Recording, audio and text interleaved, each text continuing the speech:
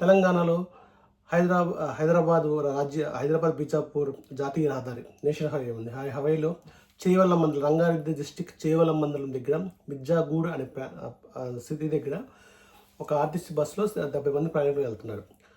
ఆ ప్రయాణికులు సురక్షితంగా ఆ బస్సులో వెళ్తుంటే ప్రమాదం అనుకోని రూపంలో ఒక టిప్పర్ లారీ రూపంలో వచ్చింది. ఏం జరిగిందంటే, ఒక టిప్పర్ లారీ కంకరాలతో కంకరాలతో లోడ్ ఉంది. అది వికారాబాద్ వైపు వెళ్తుంది. అది ఆర్టీసీ బస్కి ఎదురుగా ఆ లారీ వస్తుంది. ఆ లారీ ఫుల్ లోడ్తో కంకరాలతో ఉంది. అయితే పక్కన ఆ లారీ వస్తుంటే రోడ్డు మీద ఒక గుంతను తప్పించిపోయి ఆ లారీ పూర్తిగా బస్సుపై ఒదిగిపోయింది.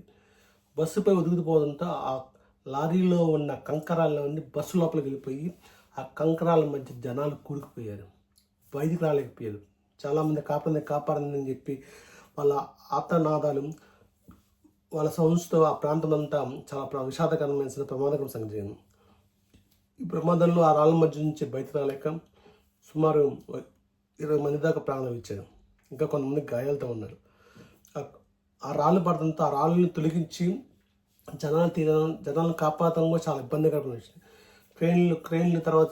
క్రేన్ల సహాయంతో ఆ బస్సుని, ఆ లారీని, ఆ కంకరాలని ప్రదేశ ప్రయత్నం చేస్తున్నాం. ఏదేమందికి ఈ ప్రమాదం అనుకోని విధంగా జరిగింది.